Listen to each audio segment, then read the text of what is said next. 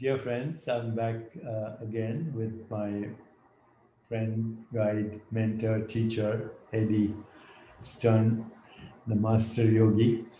And we're going to continue our conversation. Today, we are going to talk a little bit about Kriya and Bandha, and it's an extension of what we've been talking about, including Pratyahara.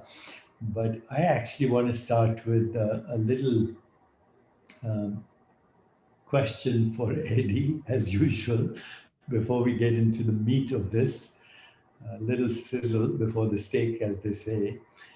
So, Eddie, what I have always wondered when I was growing up, there are all these stories about yogis, not just the siddhis and the riddhis, which is a whole different topic, and we won't discuss it today. At some point, we should. But one thing I did grow up learning was that there were adepts, yogi adepts, that could decrease their heart rate to almost what you and I would say incompatible with life. They would decrease their heart rate through a mental process. Other yogis that I knew, and we've discussed it, who would change their body temperature in different parts of the body. Others who had extraordinary abilities to basically influence every organ in the body, literally every organ in the body. So I grew up learning from the yogis that what we call the autonomic nervous system is actually um, it's possible to influence it consciously.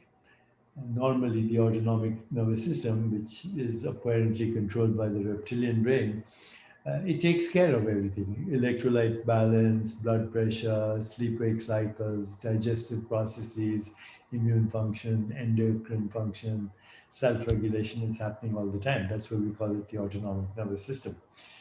But then, as I've been also doing yoga and doing some of the bandhas and yogas, I had this thought that every child, as they grow up, they learn bladder and bowel control, right? You can even teach that to your dog, bladder and bowel control. But we don't learn about these other abilities. How do I slow down my heart rate or change my body temperature or change, bring self regulation to the organs of the body through vagal stimulation, etc., etc. And it occurred to me actually that the bandhas and some of the kriyas and the mudras, they're kind of anchoring techniques to direct awareness to different parts of the body, including the internal organs of the body.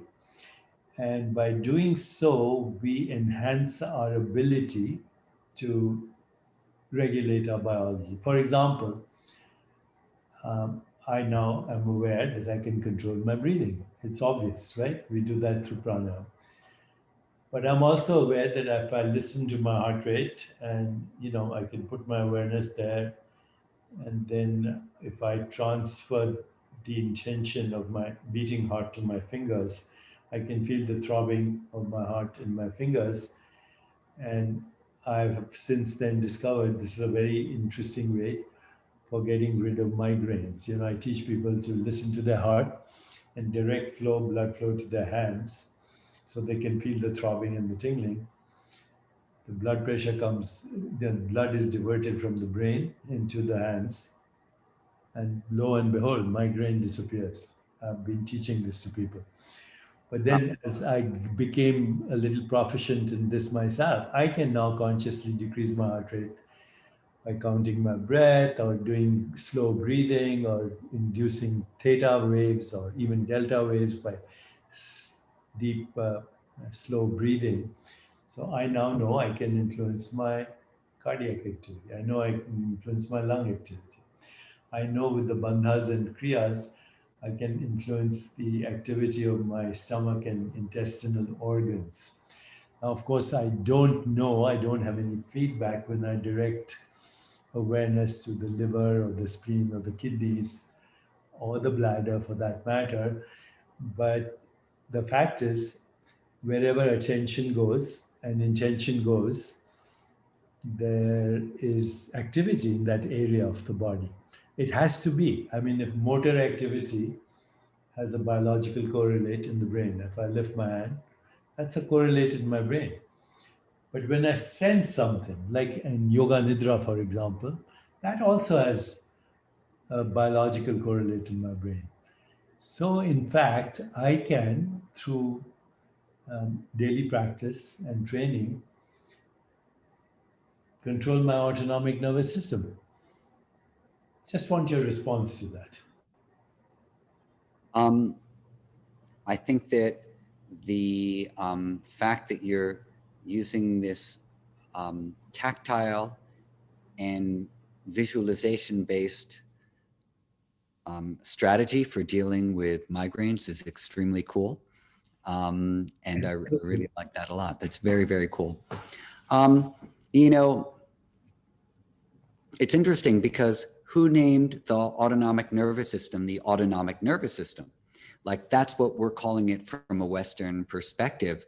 And we gave it that name. Why? Because we didn't know how to control it.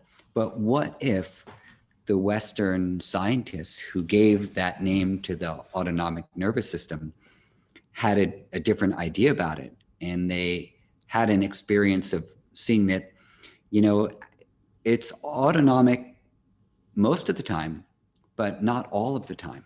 And they came up with a different name for it. And they called it the semi-autonomic nervous system or something like that. Then we all would have been trained differently that this is something which is part of you. And because it's part of you, it's not weird, it's not bizarre, it's not scary. In fact, it's something that you should learn how to work with, because it's going to help you to fine-tune your entire physical, emotional, mental existence. And that most of the reason that people go out of balance or get stressed out or get sick is because they haven't learned that you can constantly fine-tune yourself to stay in balance, to support homeostasis of the body and homeostasis of the mind, so that these things like body temperature, heart rate, blood pressure, digestion, elimination are within your, I'm not going to say control, but you participate in them.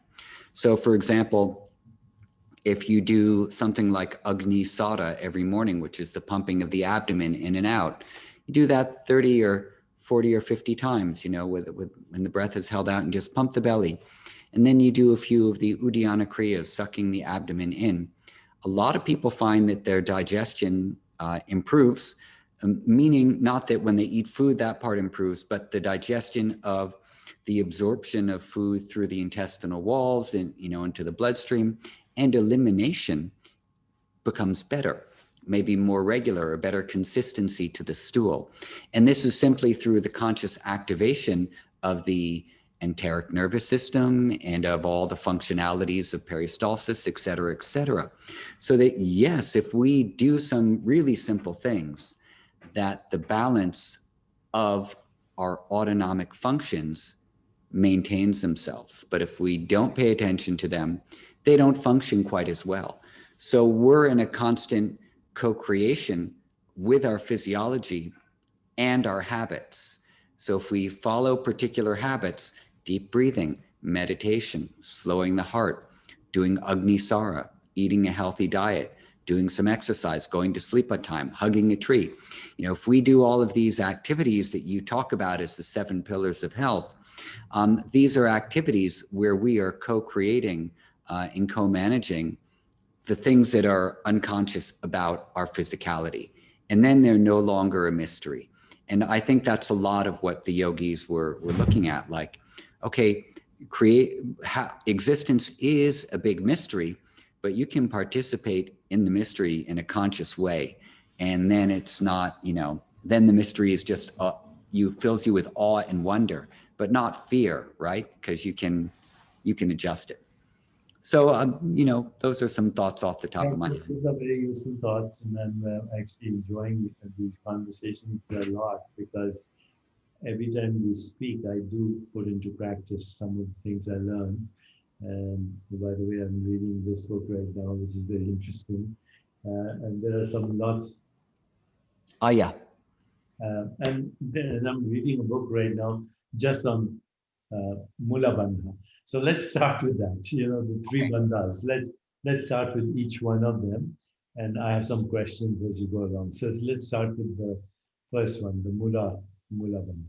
Okay, so Mula Bandha. Mula, first of all, Bandha means a lock, and it's an activation of a different part of the body. Mula means root, and so the Mula Bandha is commonly known as the contraction of the internal anal sphincter.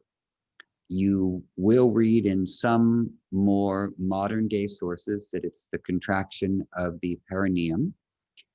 Some of the older yoga texts will dispute this and say, no, it's actually the anal sphincter, and there are some particular reasons behind that.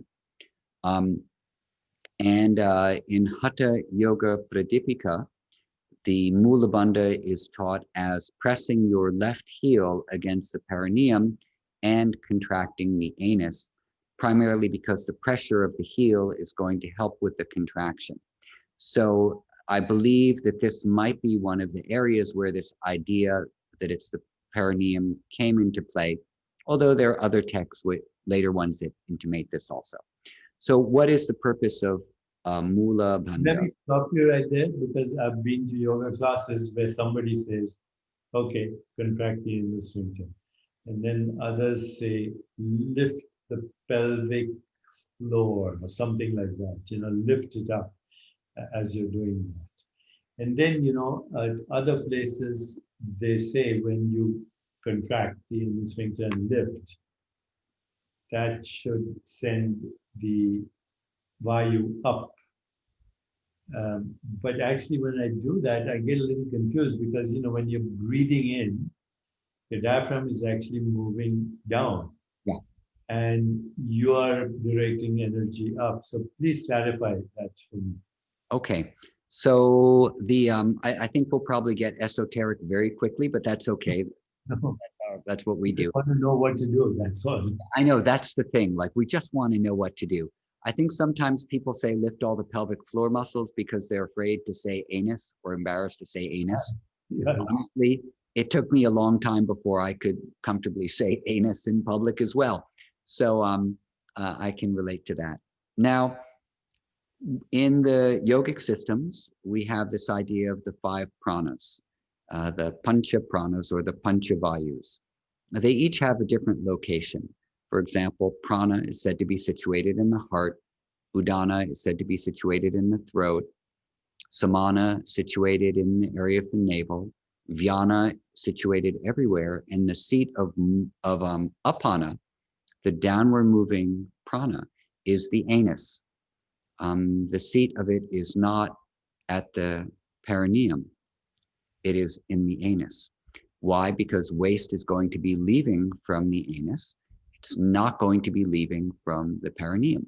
So one of the things that Mula Bandha specifically does is we're taking the apana vayu and we're moving it up towards prana so that it joins with prana, creates tremendous heat in the area of the navel, and the prana and apana merge together. It awakens the kundalini shakti or energy, and that then moves into the central column of Sushumna Nadi.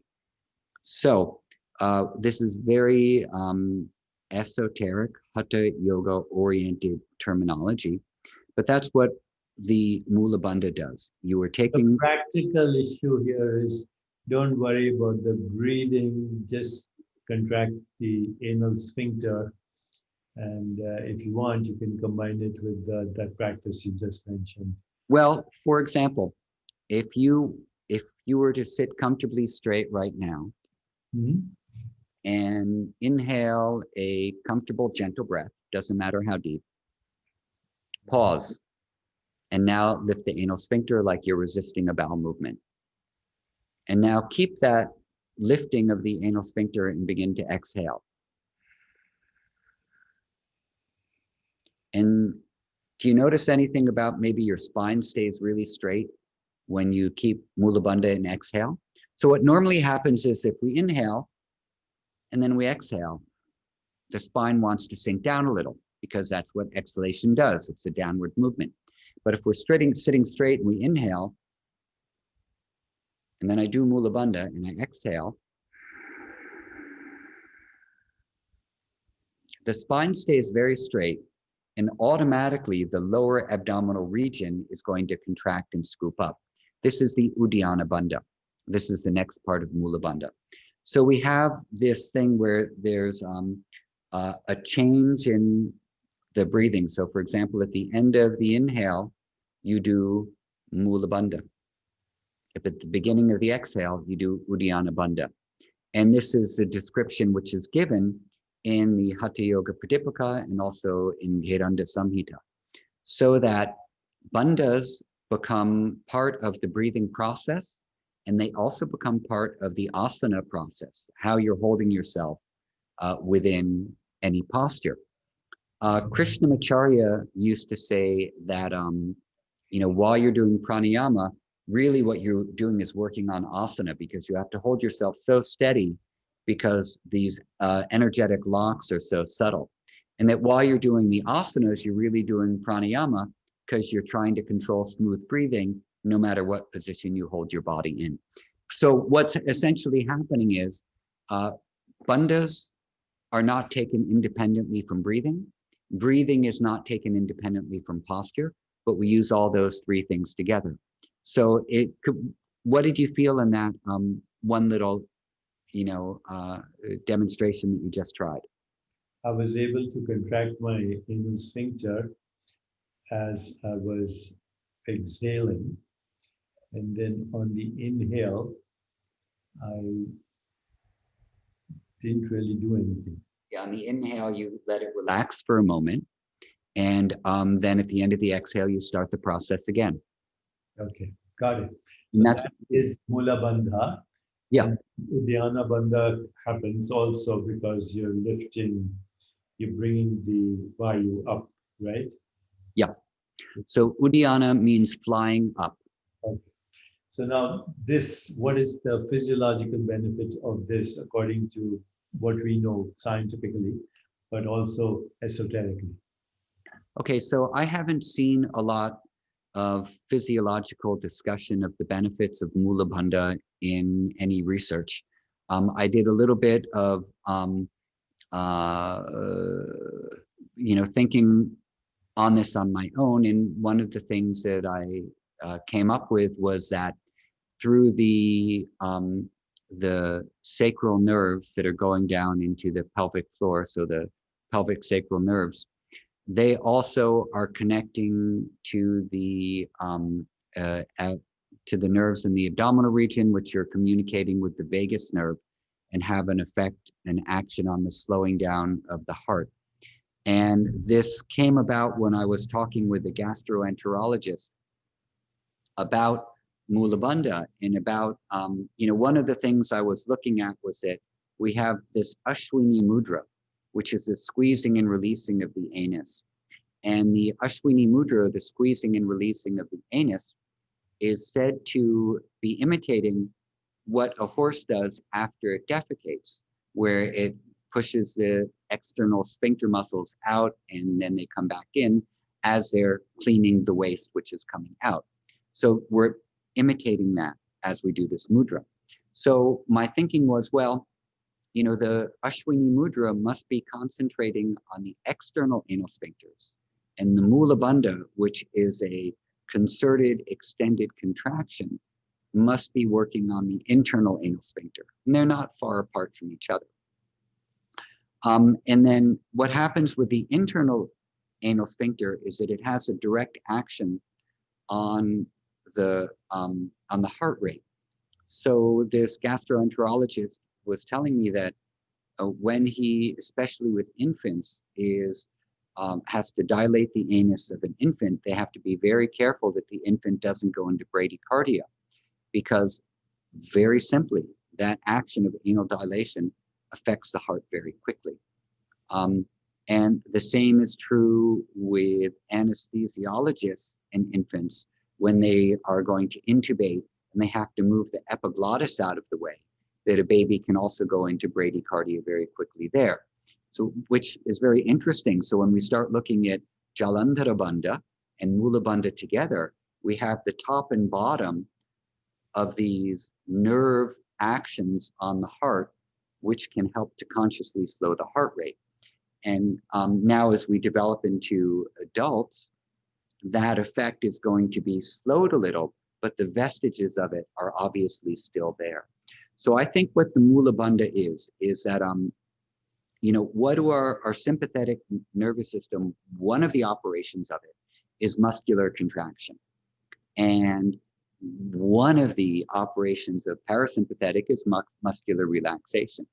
Now, the interesting thing about our anal sphincter is that it's in a state of contraction all the time. Why? If it was relaxed, stuff might come out when it's not supposed to.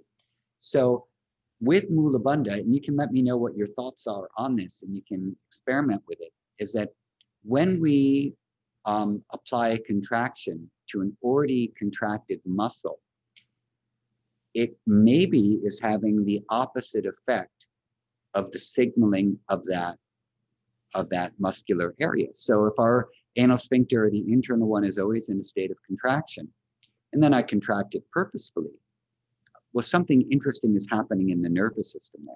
One of the things is it has an effect on the heart rate of slowing it down, and it has other effects as well.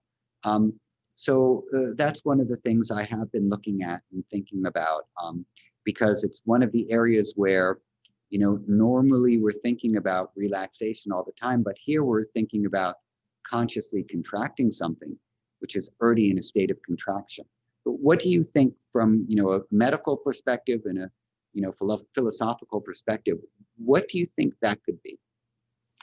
I'm thinking what we're doing is stimulating the sacral branches of the vagus nerve, but also the vagus innervates every organ in the intestine, ultimately pierces every organ in the abdomen, but also intestine pierces the intestinal muscles, ultimately even affects the microbiome, where 90% of the serotonin is made. So, these days, I don't think of body-mind as two separate entities. Body-mind is one entity in the same way as mass energy or space-time or wave particle. And these are all modulations of consciousness. So I think what we're doing is, by contracting and relaxing even the contracted state, we're stimulating the sacral and abdominal branches of the vagus nerve just by that particular action of contraction and relaxation. And that probably enhances self-regulation and homeostasis, and also manages to trigger the release of these neuropeptides, which affect our mood. The combination of these practices, along with the 7 pillars of well-being, actually does end up giving the experience that I seek myself and everybody else also. So joyful, energetic body, number 1. Loving, compassionate heart, number 2. Clear, reflective mind, number 3. Lightness of being, number 4. 1 applies to the body, 2nd applies to emotions, 3rd applies to the mind, and then the 4th is the flow state of being, a non-local being. So these practices are indeed giving me a clue to the fact that self-regulation and healing and decreasing inflammation at the same time, and secreting the peptides, the mood elevators in the intestine, is all coming together through these techniques. And the bandhas are a very important part of that for me. So I do the bandha in the morning, I do the 3 bandhas, I do it, add it to my yogic practice, and all this information that you're giving me is very helpful, because right now there's some Israeli researchers that I'm working with, and I will connect you with, to them as well, who are creating a vagal watch.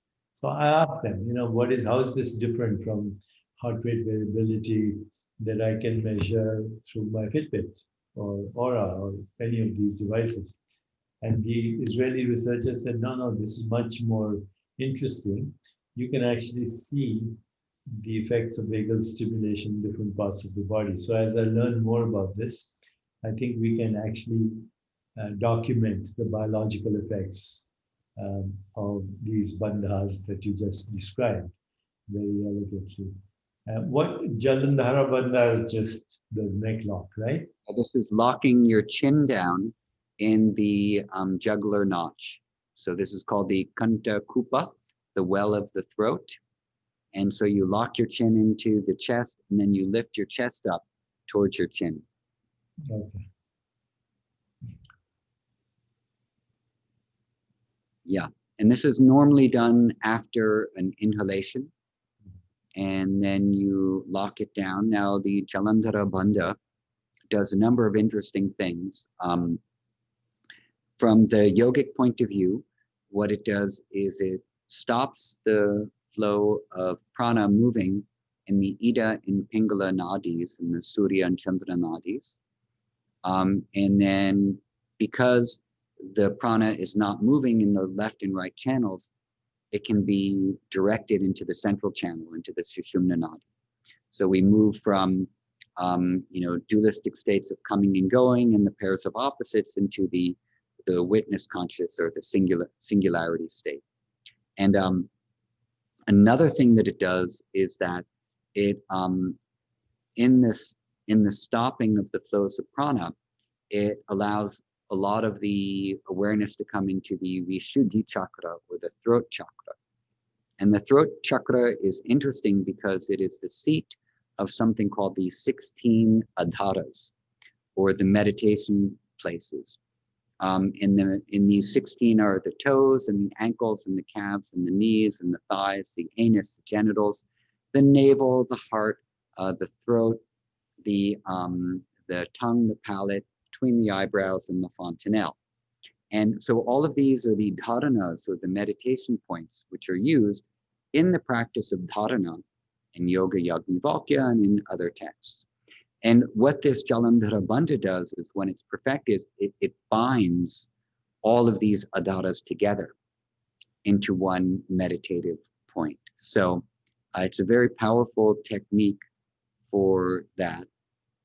And then physiologically, we're of course, because we're holding the breath in, the body at a certain point is going to go into a state of, there's too much carbon dioxide now, we need to offload it, it's time for you to exhale. One of the ways that those messages are going to be sent are they're going to come up through the carotid arteries and through the baroreceptors into the chemoreceptors in the brainstem. But now what we're doing is we're locking the carotid arteries, we're locking the signaling of the vagus nerve and the baroreceptors into a state of saying, okay, we're just going to maintain balance here for a little while. And then as your body begins to adjust to those chemical changes, you can stay there for longer and longer periods of time with no discomfort until it's time to exhale. So in certain ways, these bandhas, when we're retaining the breath, also are to train our body and the brain to deal with being a conscious manipulator of gas exchange and gas needs in the body. Wonderful. So what are the esoteric descriptions of these bandhas? Long life, this, that. I read all these wonderful effects in the yogic literature and the Hatha Yoga Pradipika and all these amazing texts, that I have. Yeah, which one was that there? So the primary benefit of each of these is to conquer death. That's that's in Hatha Yoga Pradipika, and in a lot of the texts they say that the person who's able to master this is also to conquer death, basically. And those are some of the primary things. And along with the conquering of death comes the reversal of aging and being easily to direct our consciousness into liberated states. And they're of course going to be certain physiological benefits, health benefits associated, but primarily the yogis were interested in liberation. They were interested in enlightenment. And so they used all of these things to hasten their pathway to liberation. And from, as I understand it, one of the things is that liberation is kind of challenging. It's not easy to get enlightened. You might need some time. And if you need some time, you might want to extend your life so you have more time to practice. So if you do life extending practices, you might have a little more opportunity to reach the exalted states. So this is very helpful to me because, I trained as a medical doctor, and, the first day in medical school, first day, is you go to anatomy class and what you see is a corpse. And so that, the model is the human body is an anatomical structure. That's the first thing you learn.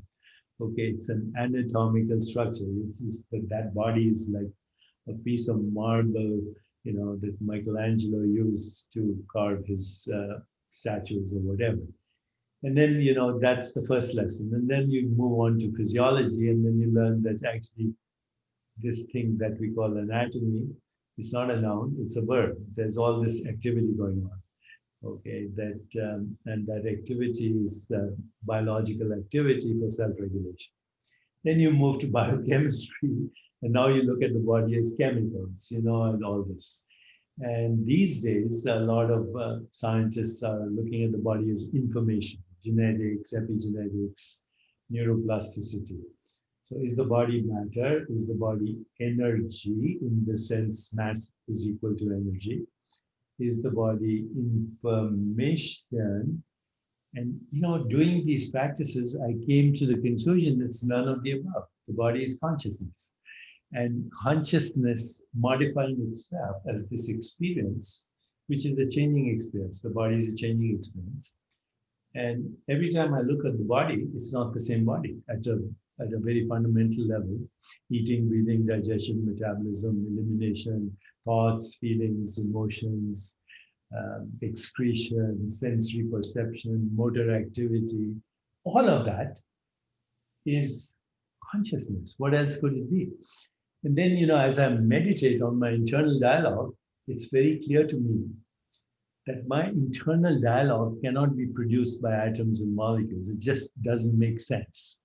Okay, I'm looking at my internal dialogue. I'm wondering where it's coming from. Who's the I that is doing this conversation with itself? And it's clear to me, I can't even convince myself that this is atoms and molecules and force fields and gravity that is producing this reflection. Then the further extension, elaboration of that is, not only is that which is having that entity, which is having a conversation with itself, non-physical, it's pure, it's consciousness. What else could it be? But the activity that I call the body is also consciousness, because it's the changing perceptual activity, which is a modified form of consciousness. So it's all consciousness. Now, with that knowledge and the bandhas and what you've told me, I'm convinced that I can extend my lifespan.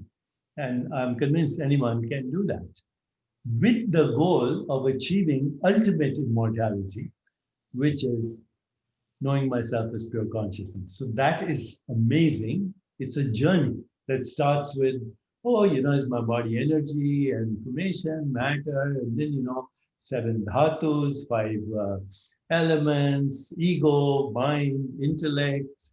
They're all modifications of consciousness. And I am that.